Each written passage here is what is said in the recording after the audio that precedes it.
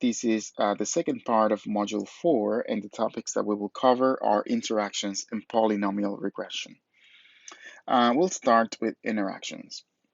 If we have a model that contain, let's say, variables x1 as a predictor and variable x2, it is possible that the joint effect of having both x1 and x2 together um, can sort of counteract or change the individual effects that they had individually.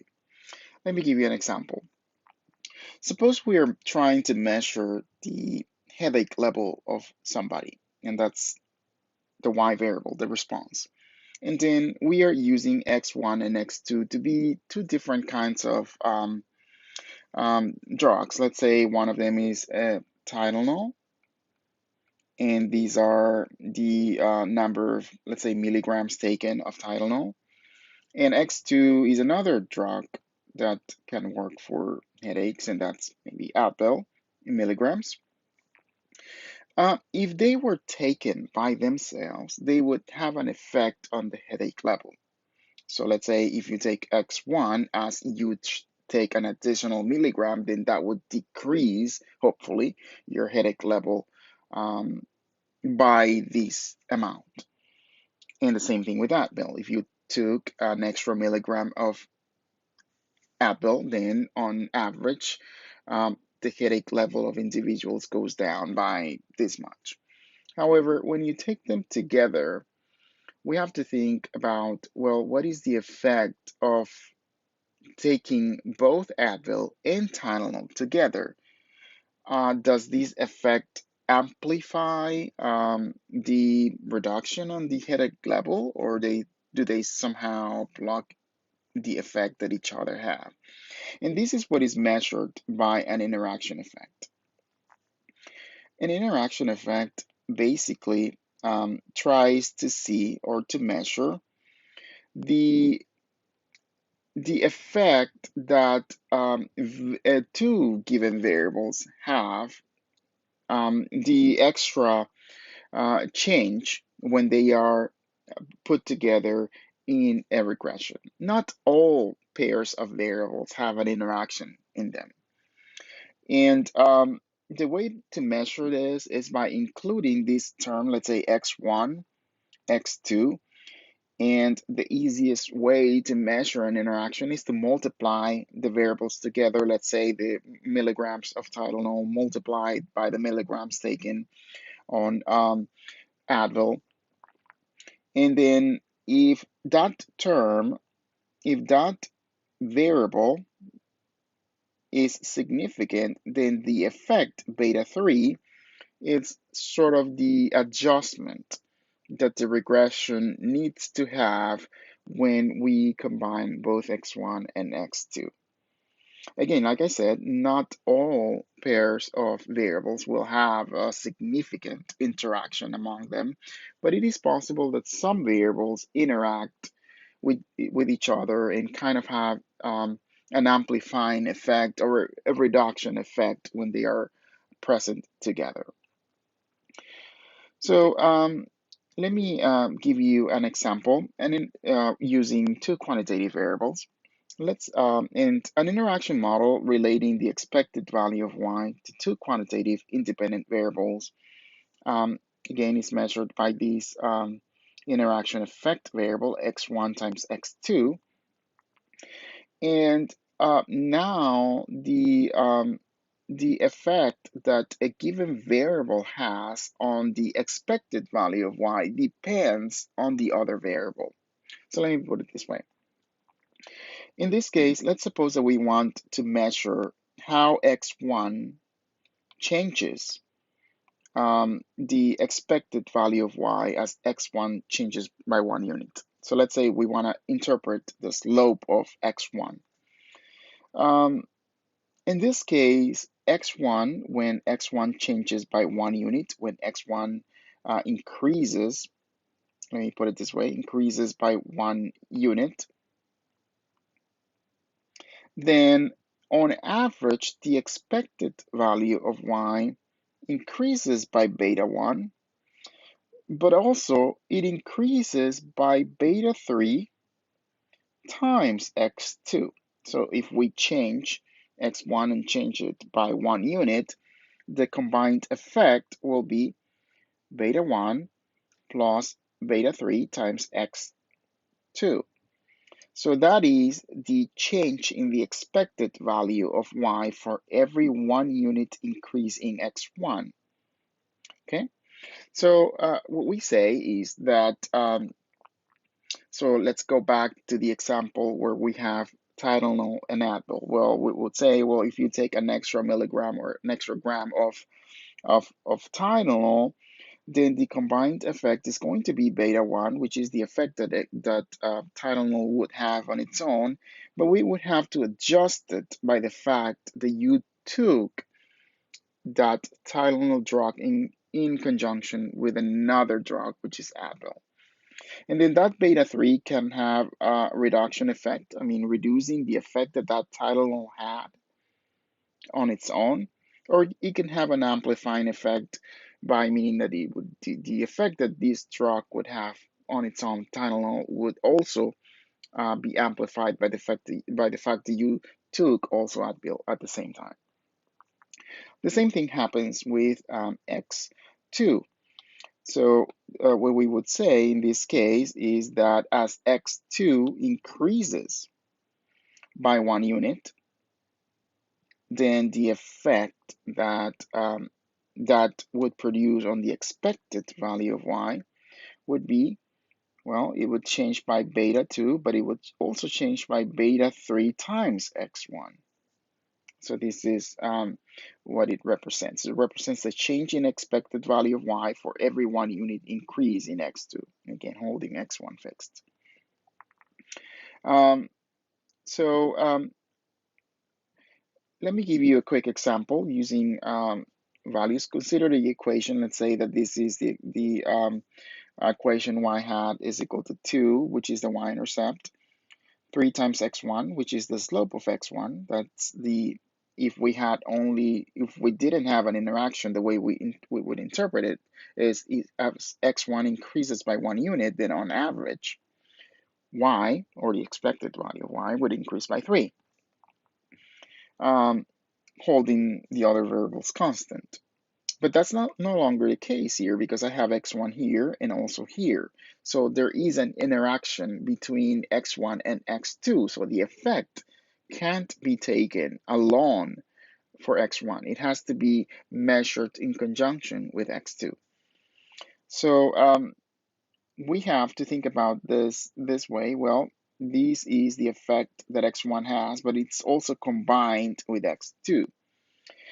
So let's think about um, thinking about the slope of x1. Well, it depends on the value of x2. So if we wanted to look at the slope of x1, well, if x2 is equal to 0, then the slope of x1 would be 3 plus 4 times x2, and we said in this case x2 is 0, so the slope in that case would be 3. So in other words, as x1 increases by 1 unit, on average, y increases by 3 because x2 is equal to 0. But now let's take a look at, think about x2 being equal to 1. Well, now in this case, the slope is equal to 3 plus 4 times x2. And then what that would mean is that in this case, this is 3 plus 4, which is 7. So we would interpret it as x1 increases by 1 unit on average, then y would increase by 7 because x2 is equal to 1. And so on. If x2 is equal to 2, then the slope is equal to 11. So we can't really know what the true slope of x1 is. Well, no, the estimated slope is for x1 if we don't know the value of x2 because there is an interaction present. In other words, the effect that x1 has depends on the values of x2. And again, just think about it this way. This happens when there is a joint effect of having both variables together at the same time. If we want to look at it in terms of a graph, this is what would happen. The slope of x1 will depend, so this is x1 on the x axis, this is y on the y-axis, but the slope of x1 is going to change depending on the value of x2. It's not going to have a constant slope. Okay, so this is an important concept, and we have to measure sometimes when we have some suspicion that the levels of x2, the slope, the changes that x1 or x2 have on y depend on the values of the another variable, so that there is an interaction. We need to be able to measure that so that we can have an idea, or have a better prediction or a better explanation of the model by using or measuring that joint effect. Okay, now interactions have so they sort of produce some issues. So just think about it this way. If we have a variable x1 and we have the variable x2, and their interaction generally is measured by multiplying the two variables. So let's say we're talking again about drugs, Tylenol and Advil, and we have the first part here is 100 milligrams, and this is 200, and then that interaction will just be measured by their multiplication. So that would be, let's say something like this. So these we would think that this variable x1, x2, this interaction is related to both x1 and x2. So if you look at a correlation between, let's say, x1 and that interaction, that correlation would tend to be high. The same thing for the correlation between x2 and the interaction effect. So that correlation is also high. So when we are using the variables as predictors, so if something comes to mind on what problems this might cause, you might be thinking about multicollinearity in this case. And yes, it is true. When we have an interaction present, the interaction is generally correlated to both individual terms from which the interaction is constructed. Remember, interactions are constructed from variable pairs. Okay, so that might have an effect on the statistical significance of the individual variables. So it is possible that if we have an interaction present, then if the individual variables were significant, x1 and x2, when the interaction is present, it might make one of them or both of them not be significant.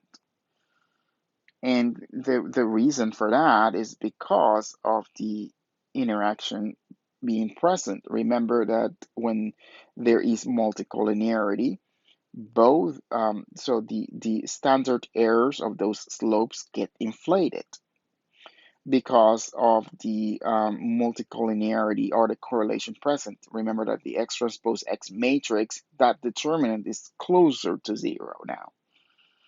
So when that happens, it might, like I said, make one of the or both of the predictors become statistically insignificant. If that is the case, we still need to keep both individual variables in the model, even if they are not statistically significant. Okay, so the idea is that we sort of, when we create an interaction, we know that there are going to be issues with multicollinearity. So we sort of expect that we get some issues with statistically insignificant individual terms. So we sort of ignore, if the interaction is significant, then we would ignore the p-values of the individual variables. Now, there are ways to fix that. And in your notes, we talk about centering the variables, and that would sort of take care of that correlation. Generally, we can, if we think about that in advance, if we think about the effect that this including that interaction term has, and knowing that that would produce issues with the p-values, then we sort of anticipate that that will happen. And if the interaction is significant, then we would ignore the p-values of the individual variables.